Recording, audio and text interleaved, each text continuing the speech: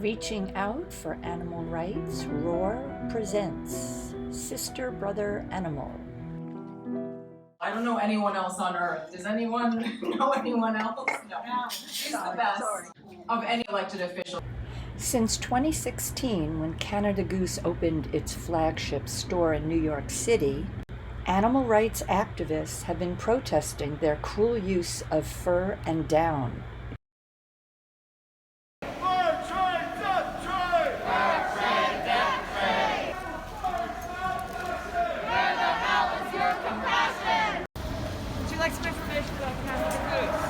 My name is Ellen. I am here because I'd say about 3 or 4 years ago, I started to notice people wearing fur trim. Fur trim? Why would anyone wear an animal's fur that had to die? So much violence, so much cruelty.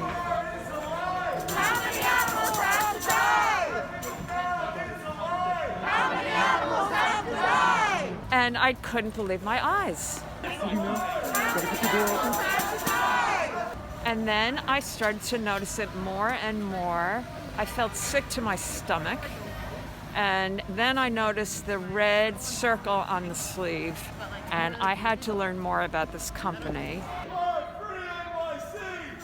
free NYC! Because it's your money! Your fault! Your greed! Your fault! Your fault! Your fault! Your fault! So I started to do a little research, and I found out about Canada Goose and their horribly cruel practices of trapping coyotes and then letting them linger there possibly for days, and shooting them in the head, skinning them, and using them simply as a cosmetic trim on a jacket. Fur free NYC! Fur free NYC! Fur free NYC! Those stolen body parts will never belong to you. It is nothing more than theft, nothing more than plagiarism of all the beauty that is in this world. And the lies that you've been fed. That is cruel and fair is dead. And the lies that you've been fed. That is cruel and fair is dead. Make a connection. Demand better of yourself each and every day to create a world that you want to live in. One absence of normalized violence. Do better for every young person in your life. Fair trade, death trade. Fair trade, death trade. Animal fur is not fashion. Where the hell is your suppression? Fur trade is a lie. Ethical down is a lie. They built up a status symbol for some reason by giving these jackets to celebrities who started wearing them, and suddenly everyone had to have them. Shame, shame, shame on you! Shame on you for what you do! Shame, shame, shame on you! Shame on you for what you do! Where the hell is your compassion? Shame on you for what you do! Not your fur! Not your fur! They're very expensive. They're no better than a million other coats that people could choose, and I felt like I had to get the word out there. So that's why I am here protesting Canada Goose, and I will do so until they stop using animals in their products. Goose sound is not fashion! Dog fur is not fashion! Animal fur is not fashion! Canada Goose has blood on their hands! I'd like some information about the story of the street that we're protesting. Goose sound is not fashion!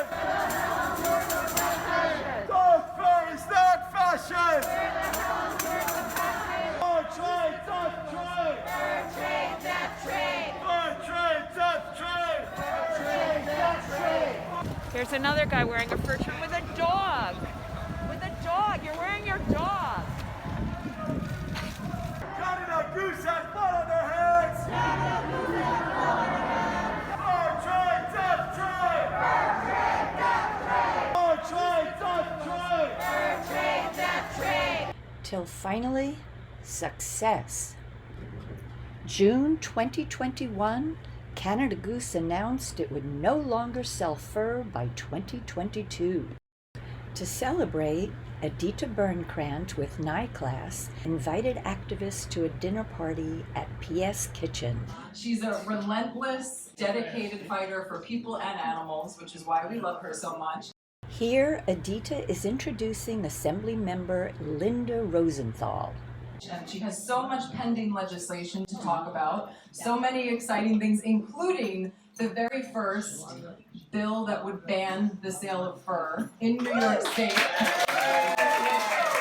Obviously, we've had the most amazing victories in the past few months. How many now? 4 or 5 major retailers shunning fur. Those retailers who have pledged fur-free or already gone fur-free include Macy's, Bloomingdale's, Calvin Klein, Gucci, Ralph Lauren, Prada, Neiman Marcus, Bergdorf Goodman, Valentino, Saks Fifth, and Canada Goose. We are on our way to a fur-free New York. We have a lot of other issues, a lot of other issues that we want to win in New York and pending legislation. We need all of your help, and I know you're the best activists in the world, but I want to give the mic to our hero, Linda Rosenthal. Thank you so much, Edita. Usually people snarl at me. During this election season, everyone's become really nasty out there. I'm sure you've seen that. They don't trust politicians, so I really feel great hearing all that from you. And animal activists are also the best. Definitely. So session ended this year. It was quite a convoluted year and a half. And I was afraid that animal issues would not be addressed this year. Because we had COVID, and we had people dying, and we had unemployment, and all of that. And whenever there's a chance, we're told, well, there are people who are suffering. Why are you doing something about animals? And I get that all the time, and I'm sure you get it too. But it doesn't matter, because now I'm used to it. And you can do more than one thing at a time, which is what I answer all the reporters and others who like to put down animal welfare issues. For myself, I had one big bill I was championing, and that didn't go through, but we're still going to work on that. But one thing I want to talk about that did go through was veterinarians now, once it's signed into law, will have to report suspected animal abuse.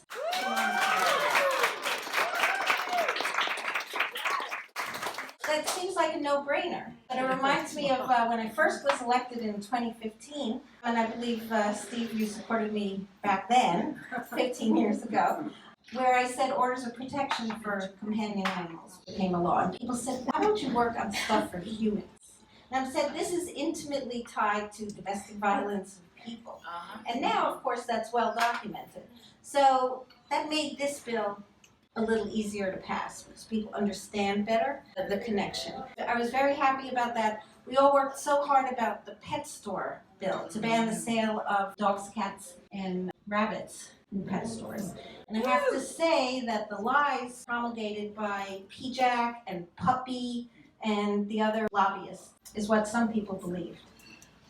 And it was really dismaying. But I think when we're back in person, we can show them like the true effects of puppy mills and people who suffer and the animals who suffer because they were bred and they are genetically sick, and how the people suffer because they fall in love with these animals and they can't really be cured. You can take care of them, but it's not a good scene for anybody. So hopefully next year we'll do that. But animal bills are always a challenge. And maybe that's part of why I like them. But also because you have to be the voice for the voiceless, right? They're not going to come to Albany and lobby. Although, I think if they did, it would be helpful.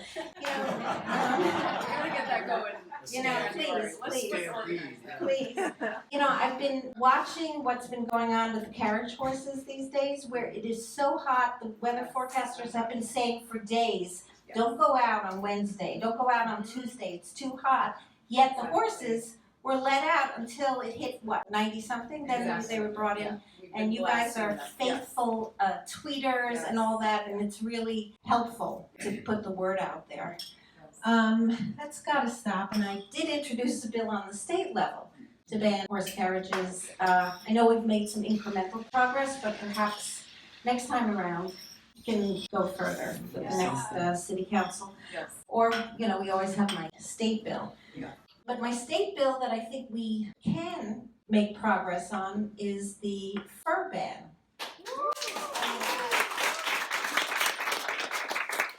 So we saw what happened here in the city with that bill. I guess it got some enthusiastic support initially, but then the whole opposition and it kind of tanked. I think we've learned some lessons from that episode, and perhaps it can be different in the state. The problem with the state is that there are a lot of hunters, and we have things like we breed pheasants, we create pheasants so we can shoot them. I have a bill to ban the whole pheasant business, but it's terrible. It's terrible, and the governor too is like, let's have licenses for fishing and hunting and promoting that, which parts of the state, it's part of their culture, as they say. So that makes things difficult too. But as I've learned, and as I tell like the Farm Bureau and those who want to keep farm animals away from us, our clutches, because they don't want us to protect them, they are going to be missing a big moment, which is transitioning to vegan, plant-based food. And as they keep pushing more and more meat and cow production of milk and other products in this state, we're missing the moment to turn those kinds of farms into plant-producing product farms. And they'll have to learn the hard way. And also in terms of cruelty to cows and other farm animals, we're going to keep trying to pursue that. But the Farm Bureau does have a toehold or a foothold in Albany, and we have to work on that as well. They sound obscure, but they actually have quite a lot of power in the more rural districts. But cruelty is cruelty, and that's what we have to teach everybody. I also am working closely with you guys, and you can expound more about it, on the cruel horse racing industry. Yes. And we have plans to shut it down, not directly, but through starving their activities, through Defund horse racing. There's so many tax breaks that they get for no reason. That's taking money out of our mouths, people who need food and education and mental health counseling and all of that. Those taxes could be used for that, but instead they're going to wealthy people who buy horses, breed horses, kill horses. It's unnecessary, and this is going to be very exciting. Yes. So it's just exciting for me to be here with all of you. I often see photos of people at these big dinners, and I'm like, oh, I'm not there. But I am here now, and I really appreciate the purity of heart that all of you possess and demonstrate with your actions, not just your words. And that's very important. We need more of that in this world. And I'm just happy to be here with all of you. So thank you so much.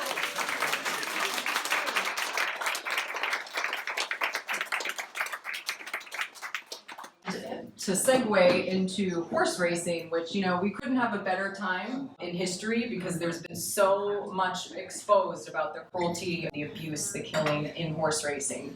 We haven't really been able to talk about it publicly too much and kind of keep all this confidential, but we formed a great coalition. Some of the people in this room are part of it. PETA, Eloisa's groups are part of it. Many, many different social justice, education, and animal rights groups. So it's so important that we form coalitions that are not just about animals, but forming coalitions with other social justice organizations, because then we have an even bigger tent. The point of it's a package of legislation that will be introduced soon, and the purpose of it is, like I said, to defund horse racing. And we feel like this is a backdoor way to put those abusers out of business. So I wanted to have maybe Eloisa come up and Ashley, and we're just gonna talk about how pretty soon, coming in the fall probably, we're gonna really need all of your help to really push this, because we're going up against real ruthless criminal enterprise of horse racing in New York that have a lot of power and money. So I know I can count on all of you to help with that. There's going to be a lot happening around that, and I just wanted to kind of let you all know that that's on the horizon. And Steve, I don't know if you want to say a few words or. Okay. And I don't know, where did Eloisa go? Oh, there you are. I was looking right at you. So, not only, you all know Eloisa, she's an amazing activist. So we're so happy that she joined the coalition of groups for this horse racing, defunding horse racing and putting them out of business through a backdoor way. But also there's super exciting legislation that was just introduced federally. And we're going to talk a little bit about that because we really need all of you to help with that. It is called the Future Healthy Students and Earth Act. Yes, Here, you take it. it's called the Future Healthy Students and Earth Act. So it's a federal bill, and what this federal bill is doing is introducing a pilot program across the country to give students the choice to choose plant-based food based on their philosophical beliefs, cultural, or due to climate change. Right now that doesn't exist, and so we really are leading with the fact that students deserve to have that choice and that they're being pushed into choosing animal products even when they don't want to, and dairy as well. So right now it's very challenging to get dairy out of the menus. Students are not offered water first, which is mind-blowing, but that's what happens, and as many of you may know. And so this bill actually came out of students complaining to some of our representatives that Meatless Mondays was not working, that is very dairy heavy. And this was the response to it, was to design this bill in order to meet student demand. One of the things that this bill is doing is also supporting local farmers. And those local farmers, women, veterans, and also people of the global majority. So there's another benefit to that as well. So local and people who are socially marginalized. So please support it, share it on social media. We need you to write to your representatives, to your senators, to co-sponsor the bill, and to mail in, call, everything. Like, we need everything. We're gonna have probably a national march. The coalition is meeting tomorrow. It's not it's not a public-facing coalition. It is led by 50 by 40 and Friends of the Earth. So if you guys know any of those groups, they're some of the largest environmental groups in the country. And as far as building coalitions, this is what we're talking about. So we need to change the food system. We need to stop animal cruelty. And these are one of the ways that we're looking to do that is through legislation. So please, please, if you have friends that are not in New York, this is nationwide. Ask them to write in, even if they just think that plant-based eating is healthy. We just need these folks to speak up. And we really need for the people who are in the middle of the country to be uplifted, and for them, because California, New York, they don't listen to us, you know what I mean? And so we have over 100 organizations, and we really want to represent people across the board. I mean, we have animal rights groups on it as well, but we really want to hear from your everyday folk, because if we're going to make veganism available and accessible, it has to be for everyone. So please write to your representatives. Thank you, Eloisa. So I think the main course is coming. I'm gonna probably let you guys eat in peace now, but wanted to say all that. I don't know, Ashley, do you have anything you want to say? Okay, yeah. I'm putting her on the spot. We covered a lot, yes. And we're so glad to be working together on this horse racing issue to get this money to go to the people who need it. It's really shocking with, a lot of the research that's been uncovered. I mean, does anyone in this room want over $225 million that could be going to education or healthcare? Do you want that to go to fund horse racing? No. I don't think anybody does.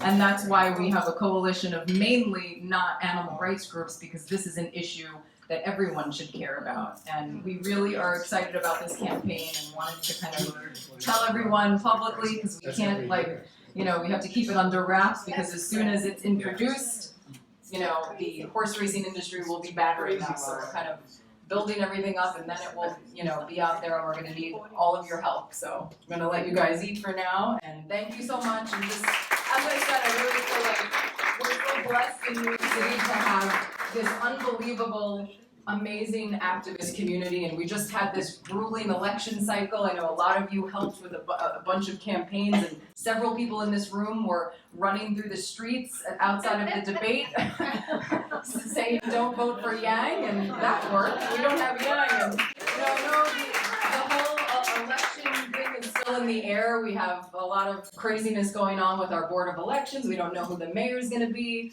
I do know that we have well over a dozen new people in the council and other seats that are animal rights supporters that have won or are leading. So hopefully when the results are in, women, yes, we're gonna have the city council was just so few women. Now we're gonna have a majority of women. That's huge in here for the council. And hopefully the majority of animal lovers, and if not yet, we will turn them into animal lovers. So we have a lot of work to do, but I know with everyone in this room, we're gonna make it happen and make even more history. So I love you all.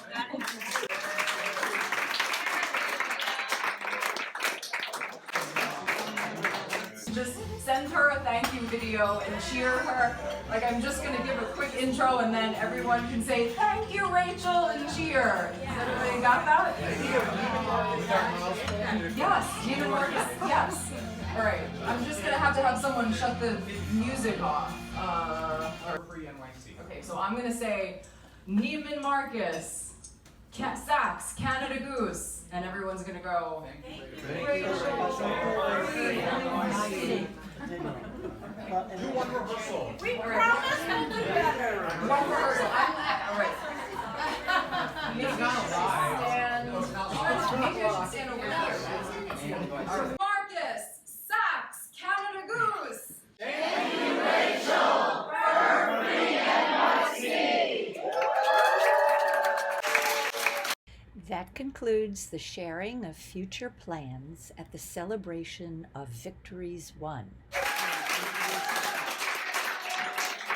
A sampling of the protests at Canada Goose preceded this segment.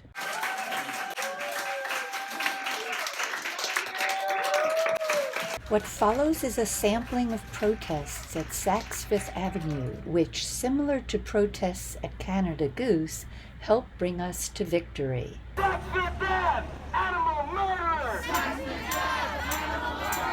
Mark Metric has blood on his hands! Mark Metric has blood on his hands! Mark Metric has blood on his hands! Mark Metric has blood on his hands! Mark Metric, animal murderer! Mark Metric, animal murderer! Mark Metric, animal torturer! Mark Metric, animal torturer! Fur trade, death trade! Fair trade, death trade! Saks has blood on their hands! Saks has blood on their hands! Shame, shame, shame on Saks! Shame, shame, shame on Saks! Blood, blood, blood on your hands! Blood, blood, blood on your hands! Blood, blood, blood on your hands! Blood, blood, blood on your hands! Blood, blood, blood on your hands! Blood, blood, blood on your hands! Canada Goose has blood on their hands! Canada Goose has blood on their hands! This was chanted before Canada Goose pledged to go fur-free. Canada Goose has blood on their hands! Canada Goose has blood on their hands! Canada Goose has blood on their hands! Canada Goose has blood on their hands! Fur trade, death trade! Fur trade, death trade! Fur trade, death trade!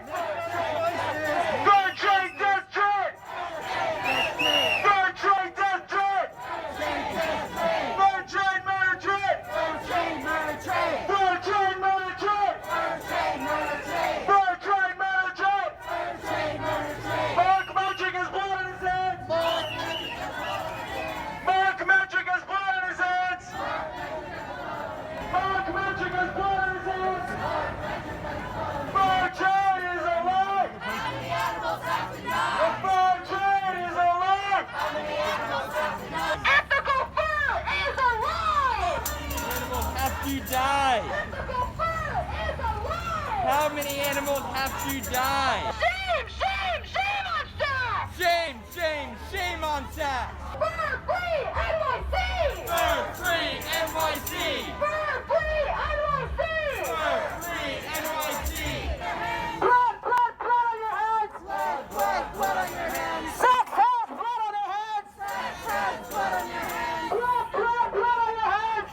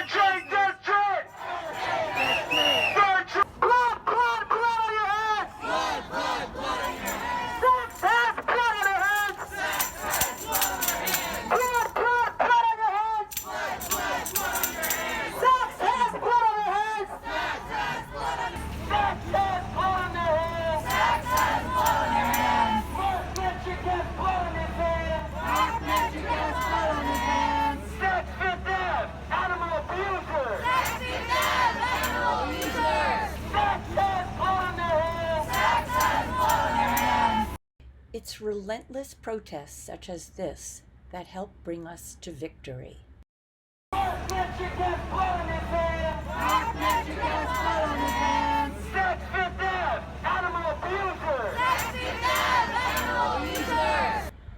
We won after so many demonstrations such as this. CEO and president of Saks, Mark Metrick, agreed to stop selling fur by December 2022. A great victory. After hearing the news, we all went out and celebrated.